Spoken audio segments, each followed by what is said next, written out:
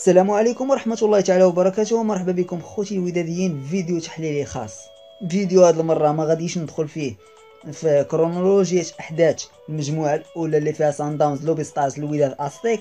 المهم عندي في هذا الفيديو هو ما هو تاكتيكي تشكيل سان داونز، تشكيل بيتسو موسيماني. هذا الفريق اللي نواجهه كيف كيعرف جميع 3 سنوات هذه 6 مباريات، هذه هي المرة السادسة اللي غادي نواجههم برسم الربوع، برسم مجموعة السنة الماضية والذهاب ديال هاد السنة. الآن هذا الفريق كتاب مفتوح لجميع الوداديين. كيف كنشوفوا في التشكيل كنلاحظوا بأن بيتسو موسيمان منذ بداية الموسم كيعتمد على خطة جديدة هاد السنة اللي هي 4-4-2، وتنازل على 4-3-3 اللي نضات واللي كان دا بها لقب عصبة الأبطال سنة 2016. الآن هذا الموسم بيتسو موسيمان تشكيل معين بعد رحيل بيليات، بعد رحيل بيرسيطو، بعد عدم الاعتماد على زكري الإيفواري، كلها أسماء رحلت. بفكر جديد بيتسو، بآراء جديدة هذا الموسم، بتحسن ملحوظ على السنة الماضية. كلها أمور جعلت من فريق سان داونز يتصدر المجموعة الأولى اللي فيها الوداد. الآن غادي نركزوا على الأسماء. أونيانغو في الحراسة، أحسن حارس في أفريقيا لسنتين متتاليتين، جائزة اللي خداها مؤخرا. حارس من أوغندا، حارس كبير فريع الطول كنعرفوه مزيان. دفاع ناسيمينتو أرانديس، ثنائية اللي لعبات مرارا وتكرارا مع بعضها البعض. كظهير أيسر لينغرمان الجنوب أفريقي، مورينا الجنوب أفريقي كظهير أيمن. وسط الارتكازي كنلقاو كيكانا مابوندا، ثنائي ارتكاز اللي عنده من الخبرة ما يكفي، اللي لعبوا مع بعضياتهم سنوات وسنوات مع بيتسو موسيمان. كظهير عفوا كجناح ايسر سيرينو من الاوروغواي، هذا لاعب خطير، هذا المحرك الاساسي والرئيسي للفريق سان داونز. زوان توهج مؤخرا في الجناح الايمن، واللي كيدخل المربع العمليات وكيتحول للمهاجم في عده لقطات، وخلات منه يكون هداف مؤخرا للفريق سان داونز. وكيف لا هو اللي سجل لنا هدفين في لقاء الذهاب اللي تلعب واللي انتهى ب2-1. في الهجوم كنلقاو ليبيري لافور ومبوي اللاعب الجنوب افريقي اللي تنتدب بدايه من الموسم الحالي. الان عرفنا الاسماء ال11 المثاليه لفكر بيتسو هو هذا، ولكن كاين امر في نظري انا ضد الوداد. بيرسو حاسم التاهل. بيتسو غادي يجي باش نقول لك يقوم بمباغتة الوداد. غادي تجيب هاد الحركه اللي غادي ندير الان. بوي غادي يخرج وغادي نجيب المدافع كويتزي، وغادي تحول القضيه لما يلي.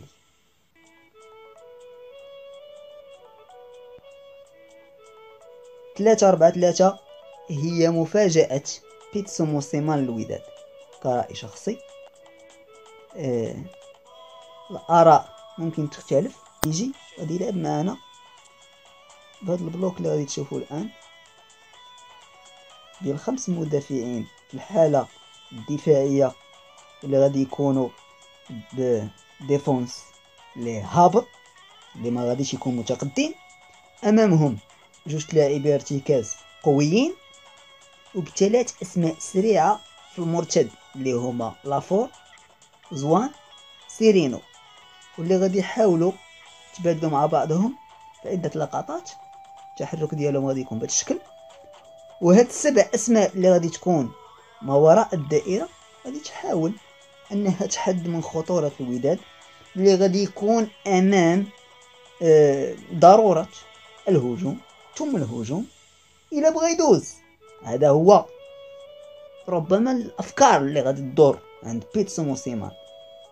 في حالة نجاح الوداد أنه يسجل، فراه غادي يرجع يدير شونجمون ديال كويتزي أو أرانديس، واحد فيهم اللي غادي يكون سيء، وغالبا كنلاحظ بلي أرانديس بالخبرة اللي عنده غادي يبقى لاعب رسمي، وغادي يدخل مبوي.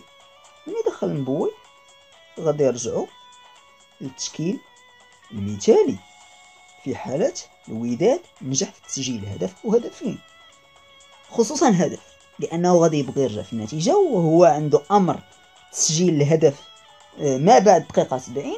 ممكن أنه يبغي يتعادل مع الوداد، وهو اللي كيعاود ويعاود يقول باللي الفوز في عقر ديار الوداد شيء مستبعد بالنسبة ليه، وهذا صرح به في السنة الماضية. الأمور غادي يبغي يخلق منها بيتسو صعوبة للوداد. كنلاحظ أيضا عنده لاكاي أو هذا طادي، هذا لاعب أرجنتيني كبديل لافور، هذا شونجمو الثاني. وممكن لينغرمان يدخل في بلاصتو لاكاي.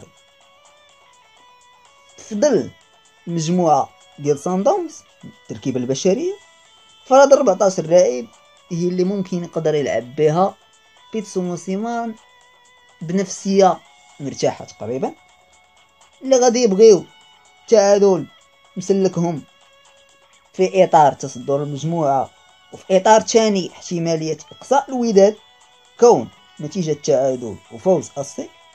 الوداد خارج المنافسة لا قدر الله، ما نتمناوش هادشي. تحليل سانداونز مازال مستمر في الفيديو، وغادي نطرقوا مسألة التسديد. مسألة التسديد غادي نقدر نقول اخر هدفين سجلنا في شباك اونيانغو كان من جوج تسديدات، الاولى ديال الاصباحي والثانيه ديال الناهيري. هذا الخصم بالضبط تيتلقى اهداف من تسديدات بشكل متكرر، تيتلقى اهداف من ضربات ثابته، وهذا الشيء راجع لعدم التركيز في بعض اللحظات لهاد اللاعبين.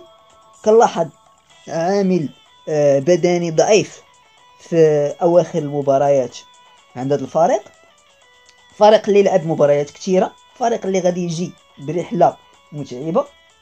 اليوم الثلاثاء في الدوري جنوب افريقيا مباراه مؤجله عاد باش غادي يجي المغرب. في ظل هاد الامور كلها وفي ظل لعبهم مباريات عديده كيف الوداد بحالنا بحالو، فراه العامل البدني غادي يكون حتى هو عامل في هذا اللقاء، مع الامور التكتيكيه اللي كنلاحظ. ولا غادي نرجع نقول باللي بيتسو ممكن انه يفكر في مساله 3 مدافعين في وسط الدفاع وفي تقدم الاظهره بطون طون، غادي يحاول انه يزيدهم وغادي يرد لافور هنايا لاطاك. ثلاثي الهجوم غادي تكون من هاد اللاعبين. وسط الميدان غادي يكونوا باظهره تطلع مره خصوصا اللاعب مورينا هاد اللاعب اللي تعتمد عليه في شيما تاكتيك بيتسو، اللاعب اللي كيعتمد عليه ويمكن من اعز اللاعبين عنده. تلاحظ الهدف الاول اللي سجل ضد لوبي ستارز في اللقاء الاخير ان اللقطه كانت على الشكل التالي. هنايا نرجعوا لينغرمان حتى في الغالب ولا يلعب رسمي. كنشوف التحرك ديال سيرينو في هذه الجهه بشكل حر، بشكل كلي كيتحرك، وكاين خروج لكل اللاعبين اللي كيلعبوا كمهاجمين وهميين، وصعود ظاهر. باس كان بحال هكا من هنايا اللاعب مورينا وسجل الهدف. يعني فريق متحرك بدون راس حربة صريح، كيخرجوا كاملين يلعبوا كره. اللاعبين اللي كيكونوا في الامام، الاظهره كتساعد في الشق الهجومي، لاعبي الارتكاز بمهام دفاعيه اكثر، ولكن مع الحيطه والحذر منهم في مساله التسديد ومساله التمرير ما وراء الظهر. هاد اللاعبين الثلاث عفوا اللي يكونوا في خط الدفاع غادي يحاولوا يلعبوا على الكره الطوليه ما تدوش، وهما بثلاثه يكونوا كلهم فايتين متر و75. غادي يحاولوا يلعبوا على الكره الطوليه يربحوها، وكذلك التمريرات الطوليه غادي تكون من عندهم، لاعبين مزيانين فيهم.